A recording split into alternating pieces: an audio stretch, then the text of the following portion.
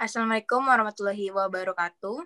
Salam sejahtera untuk kita semua. Terima kasih untuk kalian yang sudah klik video ini. Sebelum masuk ke videonya, alangkah kita baik. Jangan lupa kalian like, komen, dan subscribe untuk mendukung channel ini. Pada video kali ini, kita akan membahas mengenai apakah PSBB masih berlaku selama tahun 2021 nanti. Perkenalkan, kami merupakan mahasiswi dari Fakultas Ilmu Komunikasi dan Bahasa Bina Sarana Informatika Margonda. Sebelum masuk ke videonya, perkenalkan nama saya Ratu Asanggabianika dengan NIM 4419296. Dan kedua rekan saya, silakan. Saya Salma Nur Rahayu dengan NIM 4419329 sebagai tim pro. Perkenalkan, nama saya Sela Suwardi dengan NIM 44190163 sebagai tim kontra. Terima kasih. Adapun latar belakang diadakannya forum diskusi ini adalah untuk membahas hal yang terjadi mengenai pandemi virus COVID-19 yang tidak hanya melanda Indonesia, tapi juga seluruh mancanegara di dunia. Banyak cara hal yang diterapkan oleh berbagai mancanegara di dunia untuk mengurangi terjangkitnya virus tersebut. Dan salah satunya yaitu dengan PSBB. Di Indonesia sendiri, penerapan PSBB tertuang dalam peraturan pemerintah PP nomor 21 tahun 2020 yang ditekankan oleh Presiden Joko Widodo pada akhir Maret tahun 2020. Untuk mempersingkat waktu, langsung saja kita bahas bersama dengan dua rekan saya. Baik, langsung saja kita mulai dari narasumber yang pertama. Bagaimana sih tanggapan mengenai hal tersebut? Oke. Saya rasa mengenai PSBB ini cukup menyulitkan masyarakat ya, karena banyak masyarakat yang mengandalkan perekonomian di jalan sangat mengalami dampak dari PSBB tersebut, misalnya kayak ojek online, pedagang kaki lima, dan sebagainya. Saya rasa menjaga protokol kesehatan itu seharusnya sih sudah cukup sih. Baik, selanjutnya silahkan untuk narasumber yang kedua.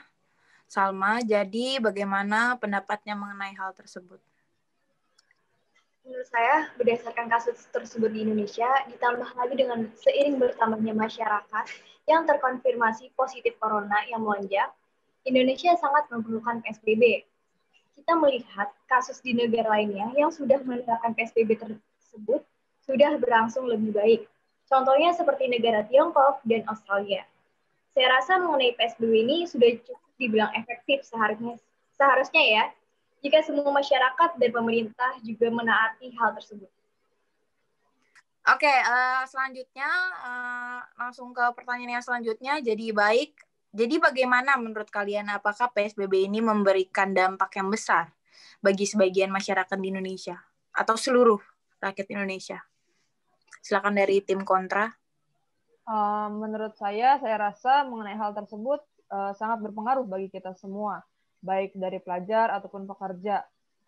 Kayak gak jarang, karena dampak tersebut banyak orang sampai melakukan tindakan kejahatan karena faktor ekonomi. Adapun mengenai PSBB ini tidak berpengaruh. Saya rasa berdasarkan grafik di Indonesia semakin hari semakin meningkatkan. Lagi pula banyak fakta bagi sebagian besar masyarakat berasumsi bahwa penyakit itu banyak tergantung dari kekebalan tubuh dan daya tahan tubuh kita. Jadi selama kita menerapkan protokol kesehatan, kenapa mesti takut gitu? Selama tujuannya jelas seperti bekerja dan hal-hal yang penting lainnya, kayaknya saya rasa seharusnya tidak masalah sih.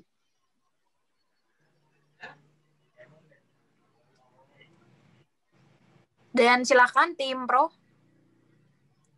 Kalau menurut saya, memang berdasarkan data, perkembangan kasus COVID-19 ini semakin meningkat grafiknya. Pada bulan November 2020, ini jumlah kasus COVID mencapai 539.000. Adapun jumlah pasien yang sembuh dengan jumlah 415.000 dan 16.945 orang yang meninggal dunia. Kita tidak bisa memungkiri hal tersebut akan bertambah ataupun berkurang. Namun, apa jadinya kalau PSBB tersebut benar-benar dihilangkan? Saya dapat pastikan grafiknya akan semakin naik. Pemerintah Indonesia juga selama ini telah membantu masyarakat selama di rumah saja dengan memberikan bantuan yang akan didistribusikan ke seluruh provinsi maupun daerah di Indonesia.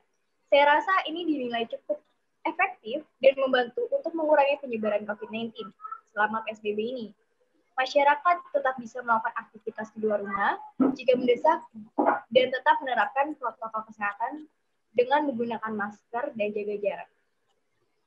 Baik, mengenai PSBB, kan sebentar lagi akan menjelang awal tahun 2021, jadi bagaimana?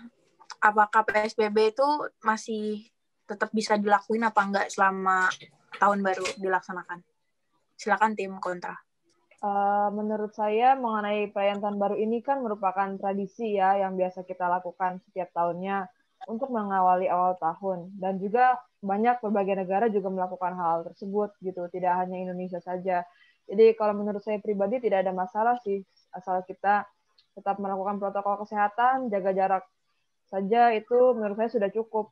Akan tetapi di sini ya pastikan sih kondisi badan dalam keadaan sehat. Jika misalnya kondisi badan nggak memungkinkan, alangkah lebih baiknya di rumah aja sih sebagai antisipasi tertularnya penyakit.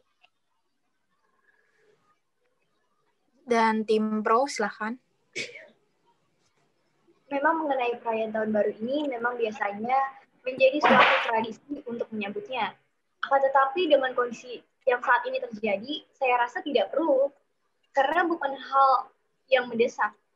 Masih banyak cara yang dapat dilakukan untuk merayakan tahun baru di rumah saja. Misalkan barbecue bersama keluarga di rumah. Saya rasa hal ini cukup aman dan mudah dilakukan. Baik, cukup sekian kita simpulkan mengenai perbincangan saat ini, mengenai kasus PSBB yang terjadi di Indonesia. Mengenai PSBB yang terjadi di Indonesia, terdapat pro dan kontra dari masyarakat. Akan tetapi tujuan PSBB ini yaitu guna untuk memutus rantai penyebaran COVID-19 agar tidak menyebar luas. Akan tetapi pasti ada dampak dari pelaksanaan tersebut, baik positif maupun negatif. Adapun pembelajaran yang dapat kita ambil dari kasus ini yaitu tetap melakukan protokol kesehatan seperti social distancing, yaitu jaga jarak dengan orang lain minimal 1 meter, gunakan masker, keluar rumah, dan rajin mencuci tangan, baik dengan air maupun dengan hand sanitizer. Terima kasih untuk Sela dan Salma atas informasinya, dan terima kasih bagi teman-teman semua yang sudah menonton video ini sampai akhir. Semoga bermanfaat bagi kita semua. Saya rasa cukup pembahasan kali ini dan sampai jumpa.